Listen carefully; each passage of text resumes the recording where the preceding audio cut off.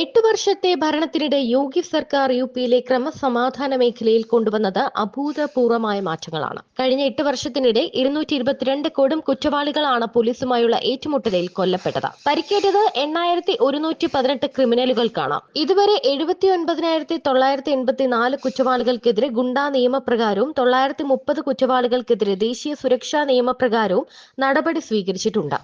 ഗുണ്ടാ നിയമപ്രകാരം യോഗി സർക്കാർ 142.46 ബില്യണിലധികം വിലമതിക്കുന്ന സ്വത്തുക്കൾ കണ്ടുകെട്ടി പൊളിച്ചുമാറ്റി. സ്ത്രീകൾക്കും പ്രായപൂർത്തിയാകാത്തവർക്കും എതിരായ കുറ്റകൃത്യങ്ങൾക്കെതിരെയും നടപടി സ്വീകരിച്ചിട്ടുണ്ടെന്ന് police director general Prashanth Kumar പറഞ്ഞു. ഇതുവരെ 27,425 കേസുകളിലും പോക്സോ നിയമപ്രകാരം 11,254 കേസുകളിലും സ്ത്രീധന കൊലപാതകത്തിന് 3,775 കേസുകളിലും കുറ്റവാളികൾ ശിക്ഷിക്കപ്പെട്ടു.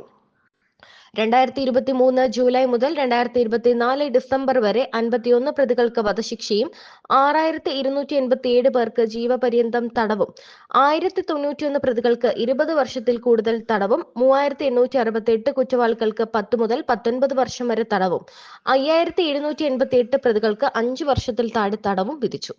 2017 മുതൽ ATS 130 തീവ്രവാദികളെയും 171 റോഹിംഗ്യൻ ബംഗ്ലാദേശി കുറ്റവാളികളെയും അവരുടെ കൂട്ടാളികളെയും അറസ്റ്റ് ചെയ്തിട്ടുണ്ട്. അതേസമയം കഴിഞ്ഞ ദിവസം ഹോളി ആഘോഷം സമാധാനപരമാക്കാൻ കേന്ദ്ര സർക്കാർ പ്രത്യേകം ശ്രദ്ധിക്കണമെന്നും CPM പോളിറ്റ് ബ്യൂറോ അറിയിച്ചു. ഹോളി വെള്ളിയാഴ്ച വരുന്നതിനാൽ ഉത്തർപ്രദേശ് മുഖ്യമന്ത്രി യോഗി ആദിത്യനാഥ് ഉൾപ്പെടെ നിരവധി BJP നേതാക്കൾ മുസ്ലിങ്ങൾക്കെതിരെ ഭീഷണി മുഴക്കിയിരുന്നു.